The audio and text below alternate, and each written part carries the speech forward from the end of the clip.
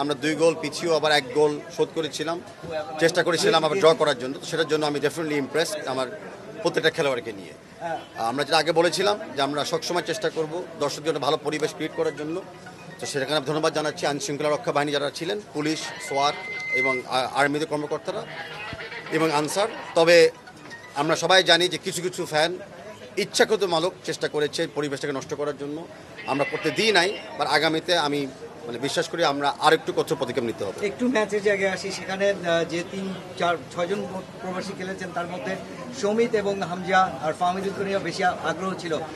এই কজনের মধ্যে আপনি কারখানা দেখেন, আমাদের কাছে সবাই বাংলাদেশি। আমরা আগেও বলেছিলাম আমরা কোনো ধর্ম, জাত বা ভাষা নিয়ে আমরা বিভক্ত হচ্ছি না। আমরা সবাই বাংলাদেশে জার্সি নিয়ে খেলেছি।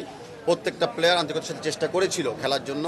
এক এক সময় এক একজন তো অফকোর্স লিডারশিপ নেবে, এক এক সময় মিস্টেক্সও হতে পারে। Overall team with the substitutes দল হিসেবে খেলেছিলাম আমরা।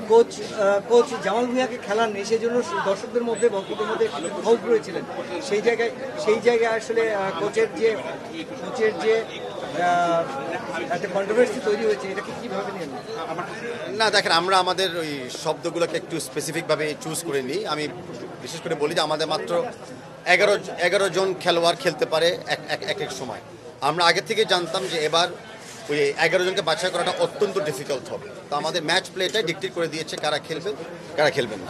একটা বিষয় আপনি দেখেছেন, যখন সাবস্টিটিউশন করতে যায়, প্লেয়ার পরিবর্তন করতে যায়, 5 থেকে 7 মিনিট আমাদের লস টাইম গেছে। এখানে আপনি কি এখনো মিস্টেকটা খোঁজ নিতে পেরেছেন? এটা কি আমাদের অ্যাসিস্ট্যান্ট সহকারী কোচ তার ভুল ছিল? এত সময়টা কেন লস? এই মুহূর্তে আমি জানি না ম্যাচের ফিল্ডে কি হয়েছে। আপনারা জানেন যে আমরা রুলস অনুযায়ী বক্সে থাকি। সো আই এম শিওর কিছুক্ষণ পরে আমি জানতে পারবো যে ইস্যুটা কী ছিল, আমরা কীভাবে এটাকে মোকাবেলা করতে পারতাম বা আদৌ পারতাম কিনা। বাট রাইট নাও আমাকে ইনফরমেশন নাই।